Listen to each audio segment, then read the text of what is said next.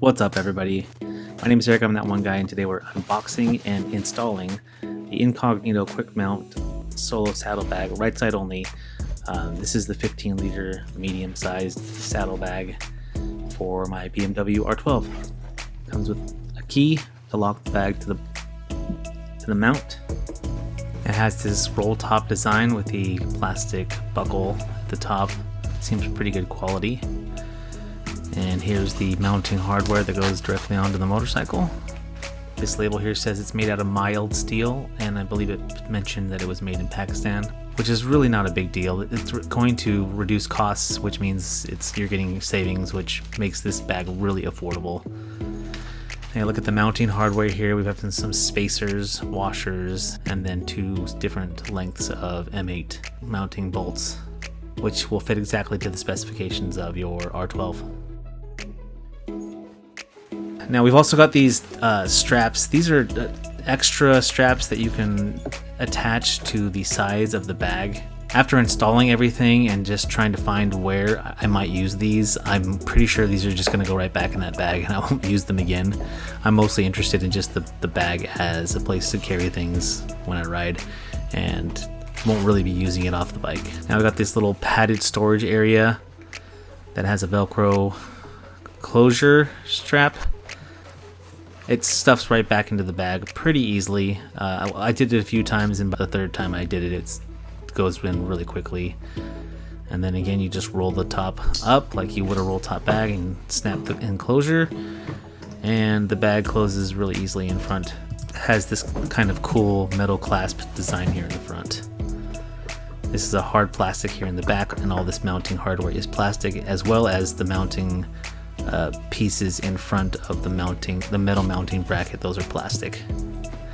And here is the locking mechanism, and later on we'll find out that once you get that bag on the mounting bracket on the motorcycle, I was not able to actually lock the bag. I won't ever be using that, and besides the fact that I won't be using it, you've got to completely take this bag out here to access the lock. So it's definitely one of those things where I'm not going to pull this bag out every time I want to lock or unlock the saddlebag to the mount. Let's get to the installation. So we've got a T40 bolt. This is to unscrew the bolts, the stock bolts from the rear end. Now in unscrewing these bolts, I did notice that there was a little bit of Loctite or some sort of mild adhesive at the end of these bolts to hold bolts in place, because these would be like a permanent bolt. No reason to take them out unless you're going to install hardware. You can see it there, just a little bit on the end. It did not mention in the installation instructions for the Incognito saddlebag to add any adhesive, semi-permanent adhesive, so I did not do that. But we'll check on the bolts periodically as we mount and unmount these bags on a fairly regular basis, and make sure that they are staying tight. These black plastic washers or spacers are the only original hardware that you'll end up reusing. So here's the mounting bracket with the bolts. This is the arrangement that the instructions said to put them in. You've got the washer on the one side of the bracket, and then the spacers on the other side. The rear bolt gets the shortest and longest spacer, and the front one gets the medium-sized one. Super careful here while installing these things not to scratch paint.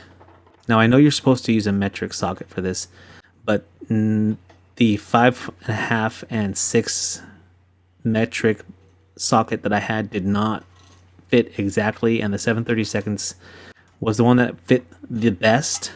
I still ended up here, as you'll see, not stripping the bolt, but definitely came out. It's hard to get a good angle on the bolt anyway, so it was more so that I wasn't completely in there. So I did go to the 5.5, and it worked a little bit better. Now, poor quality bolts aren't something that's exclusive to Viking bags. I've seen it in Harley hardware as well. Frankly, I just went to the hardware store and bought a couple of nice stainless steel bolts. And the bolts that I bought fit the 6mm socket perfectly, like these ones should have. Now, installing the bag takes a little bit of practice. I've done it several times at this point, and it gets easier every time, both to install the bag and to remove it. It's plastic on plastic, so I don't think it's ever going to feel super smooth to get it in there. And it's definitely locked in, but when I try to lock this down, As I mentioned earlier, it just will not lock so that I can remove the key. And just to check to make sure that the locking mechanism was working, you can see here it's locked. I can remove the key. And then when I unlock it, I can also remove the key.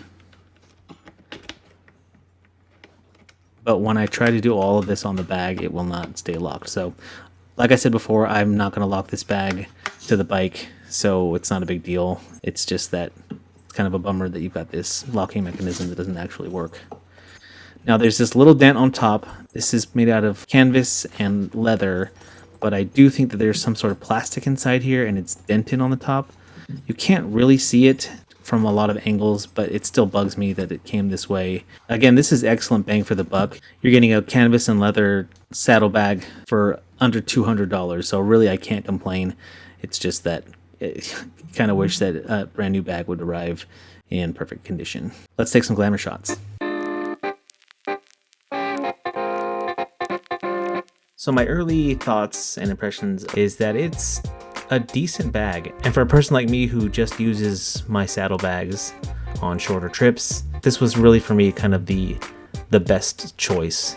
And frankly, I think it looks pretty darn good. Now I've already got a couple hundred miles in on this bag. It stays firmly in place. I didn't mention this earlier, but aside from the metal buckle in front, it also has Velcro on the sides.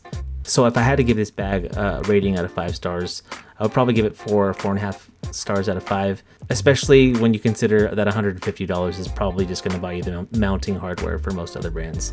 I would also add that this bag was not sent to me for free, even though I have collaborated with Viking in the past, so I can reassure you that this is not a sponsored video and I spent my own money on this bag. There is a link in the description to the Incognito on Viking Bags' website, but I will not receive any commission. If you have any questions, please make sure you leave them in the comments and I'll do my best to answer them. If you found this at all helpful, make sure you hit that thumbs up down there, which is the like button. And if you haven't already, smash that subscribe button. If you're out there riding, please be safe, be kind to one another. My name is Eric, I'm that one guy, and I am out.